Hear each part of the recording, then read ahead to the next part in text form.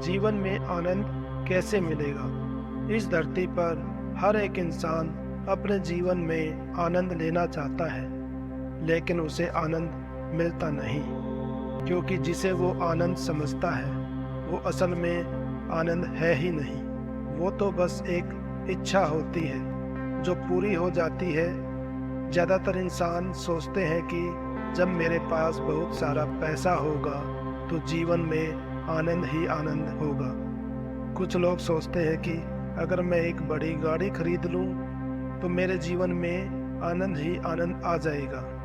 ऐसे लाखों लोगों की अपनी अपनी इच्छा होती है, जिनको पूरा होने के बाद वो सोचते हैं कि आनंद मिल जाएगा। लेकिन लोगों को ये समझ नहीं आता है कि जिसे वो आनंद समझ रहे हैं, असल में वो उनकी इच्छा पूरी होने की खुशी होती है। और अगर इच्छा पूरी हो जाती है तो वो खुशी थोड़ी देर तक ही रहती है। एक बात सोचने की है, अगर आपको एक बड़ी गाड़ी चाहिए और आपको वो गाड़ी मिल जाए, तब कुछ दिन आपको बहुत अच्छा लगेगा और आप उसे ही आनंद समझ बैठेंगे। और कुछ दिन बाद वो गाड़ी आपके लिए नॉर्मल हो जाएगी। उसके बाद आपकी कोई और इच्छा जागेगी और आप उसके पीछे भागने लग जाओगे। और ये चीज़ आप पूरे जीवन में करते रहते हैं, कभी भी आनंद नहीं मिल पाता है, जबकि ये बहुत ही सरल चीज़ है। कैसे? चलो आपको बताता हूँ। आनंद दो प्रकार का होता है। पहला, बाहरी आनंद, जो आपकी इच्छा होती है, जैसे पैसे, गाड़ी, बंगला आदि। अगर ये चीज़ आपको मिल जाती है तो आपको आनंद मिलता है, जो कुछ समय का ही होता है। दूसरा, आंतरिक आनंद, ये जीवन का असली आनंद होता है। जब हमें आंतरिक आनंद मिलता है तब आगे जाकर हमें परमानंद भी मिल सकता है। कैसे? बताता हूँ, जरा ध्यान से सुनना। अब जो मैं आपको बताने जा रहा हूँ वो बात आपको साधारण लगेगी, लेकिन बहुत गहरी बात है। ये जो मैं बताने वाला हूँ आपको परमानंद तक ले जा सकता है, अगर हम में से कोई इंसान इनका पालन करे तो। जो पालन करने वाली बात हो रही है वो बहुत ही सरल है, लेकिन दूसरे शब्दों में वह बहुत ही मुश्किल भी है। देखो, जीवन में अगर आंतरिक आनंद लेना है तो सबसे पहले क्या आएगा? सबसे पहले इंसान को सब्र करना होगा। थोड़ा इसको खोलकर बताता हूँ। सब्र का मतलब है जो आपके पास है उसी में खुश रहो। मतलब ये है कि अगर आपके पास खाना है, घर है, एक सामान्य जीवन जीने के लिए जो जरूरी चीज चाहिए होती है वो सब है, तो सबसे पहले सब्र करना होगा और सब चीज़ों के लिए भगवान का धन्यवाद करना होगा। दूसरों को देखकर खुद को नहीं कोसना चाहिए। एक बार अगर आपको सब्र आ जाएगा तब आपका पहला पड़ाव पूरा हो जाएगा और इसके बाद आपका दूसरा पड़ाव आएगा, और दूसरा पड़ाव है संतोष। जब इंसान को सब्र आ जाता है तब ही उसे संतोष की प्राप्ति होती है। संतोष का मतलब है कि आपके पास जो भी है उसमें आप संतुष्ट हो जाते हैं। और एक बार जो इंसान संतुष्ट हो जाता है उसके जीवन में बहुत सारी परेशानियां अपने आप चली जाती हैं और यहाँ पर आपका दूसरा पड़ाव पूरा हो जाता है।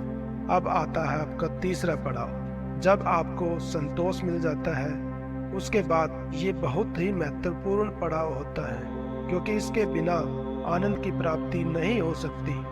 ये कहने को तो एक छोटा सा अक्षर है, लेकिन इसका परिणाम बहुत बड़ा होता है। खाली बोलने की बात अलग होती है, लेकिन जो इंसान सच में इसे प्राप्त कर लेता है उसे बहुत सुकून मिलता है।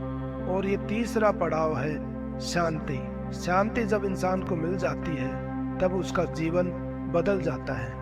उसकी बहुत सारी चिंताएं अपने आप खत्म हो जाती हैं। उसके बाद कौन क्या बोल रहा है, कौन उसकी निंदा कर रहा है, वो सब उसे बहुत छोटा प्रतीत होता है। और जब इंसान को शांति मिल जाती है तब वो अगले पड़ाव के पास पहुंच जाता है। उसके बाद आपका पड़ाव आता है चौथा पड़ाव, आनंद। मतलब आपका चौथा पड़ाव है आनंद, और आनंद मतलब आंतरिक आनंद। एक बार इंसान को शांति मिल गई, वो सच में जान जाता है कि शांति आखिर है क्या। तब उसके परिणाम स्वरूप इंसान के अंदर जो बदलाव आते हैं, उससे उसका पूरा जीवन ही बदल जाता है। और इस दुनिया में बहुत सारे इंसानों को आनंद की प्राप्ति हुई है। पुराने समय में बहुत सारे ऋषि मुनि इस पड़ाव तक पहुंच जाते थे, लेकिन इसके बाद आता है सबसे कठिन पड़ाव।